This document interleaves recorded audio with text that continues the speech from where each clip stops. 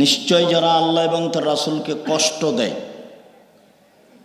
লানাহুমুল্লাহ, আল্লাহ তাদের উপরে অভিশাপ করেছেন, ওয়া আদালাহুম আযাবা মুহিনা, আর তাদের জন্য অপমানজনক শাস্তির ব্যবস্থা করেছে। কোরআন মাজিদে বিভিন্ন জায়গাতে শাস্তির ধরন উল্লেখ হয়েছে। কোনো জায়গাতে আল্লাহ বলেছেন কষ্টদায়ক শাস্তি, আর কোনো জায়গাতে আল্লাহ বলেছেন বড় শাস্তি, কোনো জায়গাতে আল্লাহ বলেছেন কঠিন শাস্তি, আর কোনো জায়গাতে আল্লাহ বলেছেন অপমানজনক শাস্তি। তো পাপের ধরনে শাস্তির ধরন। পাপ যদি হয় মন জুড়ানো, অন্তর ঠান্ডা করা, চক্ষু ঠান্ডা করা। চক্ষু ঠান্ডা করা কি? এই যে দিন রাত মোবাইলে ল্যাংটা মেন আসছে, এটা হলো চক্ষু ঠান্ডা করা পাপ। এই যে মুরব্বীরা হজও করে আর এশার সালাত আদায় করে দোকানে বসে টুপি মাথায় দিয়ে টিভি দেখছে, এটা হলো অন্তর ঠান্ডা করা, চক্ষু ঠান্ডা করা পাপ। তো এই পাপের শাস্তি হলো আযাবু মুহিন, অপমানজনক শাস্তি। তো আমাদের গ্রাম্য শাস্তিতে একটা লোক অন্যায় করেছে, তাকে 10 জুতা মেরেছে, এটা একটা শাস্তি। গ্রামের একটা লোক অন্যায় করেছে, তাকে বলেছে এই তুই আমাদের সামনে মাটিতে থুতু ফেলে জিভা দিয়ে চেটে নে, এটা একটা শাস্তি। তো ওটা হলো কষ্টদায়ক শাস্তি, এটা হলো অপমানজনক শাস্তি। আল আইনানে তাজনিয়ানে জেনাহুমান নাজর, দুই চোখের জেনা হচ্ছে চোখ দিয়ে দেখা। অল ওজনানে জেনাহুমাল ইস্তেমাও, দুই কানের জেনা হচ্ছে কান দিয়ে শোনা। দুই কানে ইয়ারফোন লাগা আছে, আর সব সময় ইন্ডিয়ার গান চলছে, ল্যাংটা মেন আসছে ওর কানে, ও বুঝতে পারছে। আল্লাহর নবী ওই কথা বলছেন, হাদিস বুখারী মুসলিম। অলিয়াদ জেনাহাল বাদশ, হাতের জেনা হচ্ছে হা দিয়ে ধরা।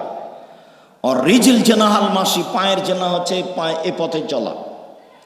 জেনাল কালতা তমনা চেষ্টাহি, অন্তরের জেনা হচ্ছে পরিকল্পনা করা, এই পাপের পরিকল্পনা করা।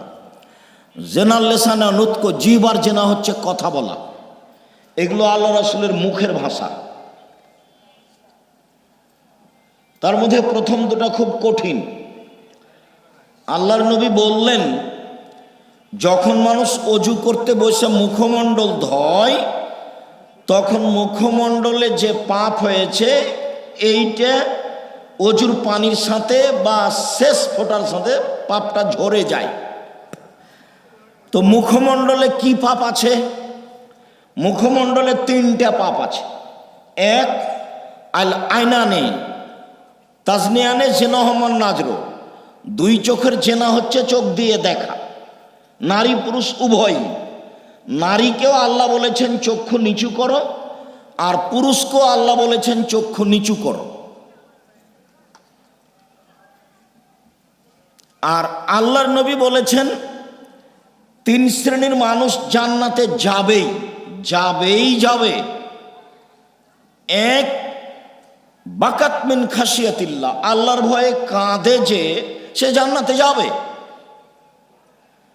এই বাক্যটাকে আল্লাহর নবী আর একবার এভাবে বলেছেন, লা ইয়ালাজার রাজুলুন নারা বাকা মিন খাশিয়াতিল্লাহ হাত্তা ইয়ালাজাল লাবানু ফি দার'i, গাভীর ওলাং বাঁট থেকে চাপ দিয়ে দুধ বের করে ভিতরে ঢোকানো যায় না, যেমন আল্লাহর ভয়ে কাঁদে যে সে জাহান্নামে যাবে না, তেমন। এটা আল্লাহ রাসূলের মুখের ভাষা, আপনাকে আমি নকল করে শোনালাম।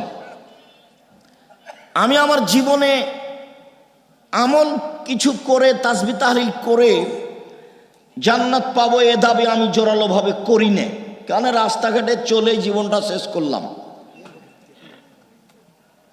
6 মাস গাড়িতেই থাকি প্রায়, তারপরে ক্লাসের মধ্যে থাকি, ঝামেলার মধ্যে থাকি। তো একটা সবসময় ধারণা ভালো কাজ করে যে ধর্মের নামে জাতিকে কোনোদিন ফাঁকি দিইনি, অপ্রয়োজনীয় কথা বলিনি, কেচ্ছা কাহিনী বলিনি। তো মানুষ শোনে, অনেকেই আমল করে। তো ওরা আমল করে যে নেকি পায়, সেখান থেকে আমিও পাবো ইনশাল্লাহ। সেইটা ভোগ করব আমি ইনশাল্লাহ। এটা আমার শক্ত ধারণা কাজ করে। কেন? আমি জাতির নামে কোনোদিন, ধর্মের নামে জাতিকে কোনোদিন ফাঁকি দিইনি।